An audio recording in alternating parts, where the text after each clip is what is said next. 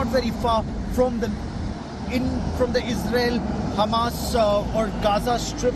What you see behind me is swift movement of military vehicles all the way to the border, because this is where Israel will advance into Gaza Strip. The pounding from the skies, the artillery howitzers pounding Hamas bases, that continues. Ground forces are on the ready. But in midst of all of this, there is also the question of the hostages, Israeli hostages being held by Hamas. And is that what is holding back Israel's advance? The hope of bringing back more than 100 hostages back home alive.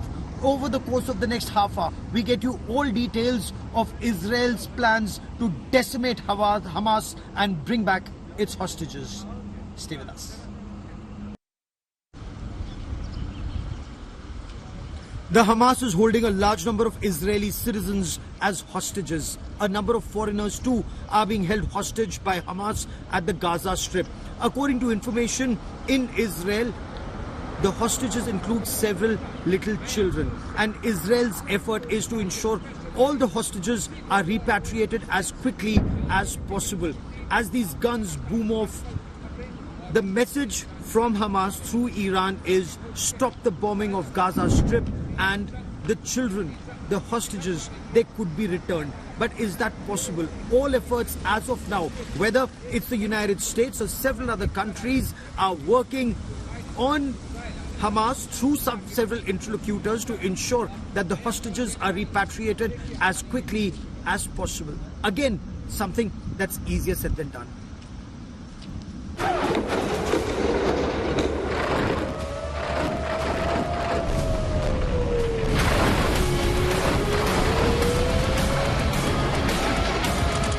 Devastated by Israeli bombardments, more than 1 million Gazans have fled their homes as an Israeli ground invasion looms.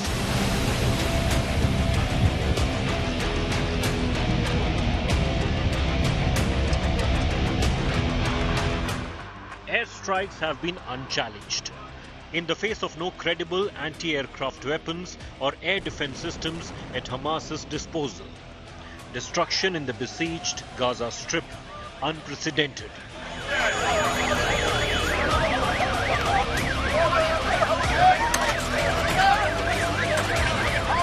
2,670 Palestinians have been killed and 9,600 wounded since the fighting erupted on October 7th. More than 1,400 Israelis have died, most of them civilians killed in the Hamas attack. Casualties may mount dramatically in the event of Israeli forces launching a ground incursion. Much of Hamas's military infrastructure believed to be concealed in urban areas. A street-by-street fighting can't be ruled out if Israeli military unleashes a full-fledged ground assault. Israel has ordered more than 1 million Palestinians, almost half the territory's population, to move to Gaza's south.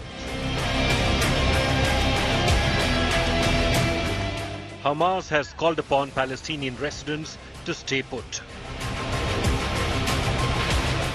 In the past, Israeli forces invaded Gaza twice. The first time in 2009 for 15 days, and then in 2014 for 19 days. When Israeli ground forces advanced into Gaza's dense cities earlier, they've been effectively targeted with Hamas anti-tank mines, anti-tank guided missiles, rocket-propelled grenades. Hamas now equipped with a newer weapon, grenade-wielding drones it used in the October 7 attack, and possible stockpiles of anti-tank weaponry. International urban warfare experts also caution against Hamas's ancient tactic of using tunnel bombs. Blasting its way through the 40-kilometer Gaza Strip may sound easier than done. The Israeli military would be going up against a group that has trained for years in hardened urban combat and possibly war-gamed such an invasion for years. despite Israel's own human intelligence and technology. With Gaurav Sawant and Ashutosh Mishra in Israel, Bureau Report, India Today.